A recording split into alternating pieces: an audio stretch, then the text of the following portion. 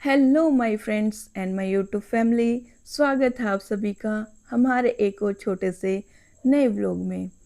देखिए, सब अलग अलग बंदों का देखने का तरीका, सोचने का तरीका अलग अलग होता है।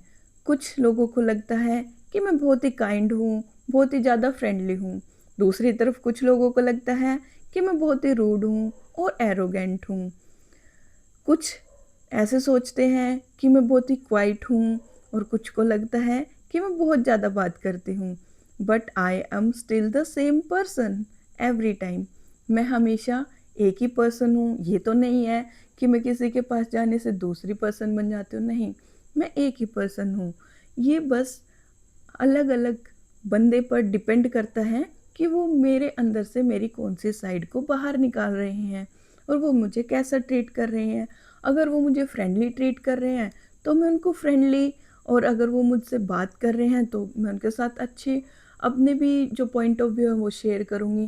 तो टोकेटिव, तो ये अलग अलग सबका सोचने का तरीका है, देखने का तरीका है। हम इसको जज नहीं करेंगे।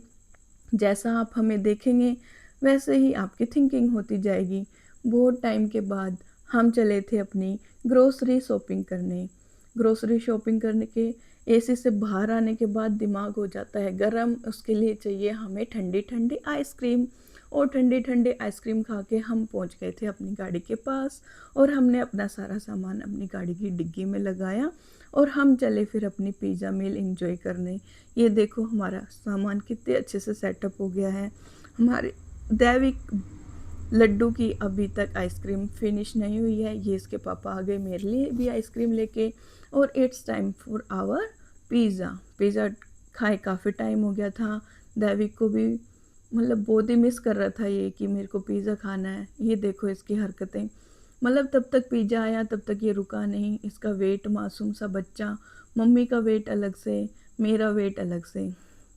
हम गए थे पहले डोमिनोज़, बट डोमिनोज़ है ना क्लोज़ हो गया था due to light, power cut वहाँ पर हो गया था और वो क्लोज़ हो गया था। उन्होंने बोला 1.5 आवर लगेगा शायद। फिर हम चले गए पिज़्ज़ा हट। पिज़्ज़ा हट के भी पिज़्ज़ा अच्छे होते हैं थोड़े से, as compare to Domino's costly होते हैं। यहाँ पर इसकी हरकतें कभी रुकती नहीं हैं।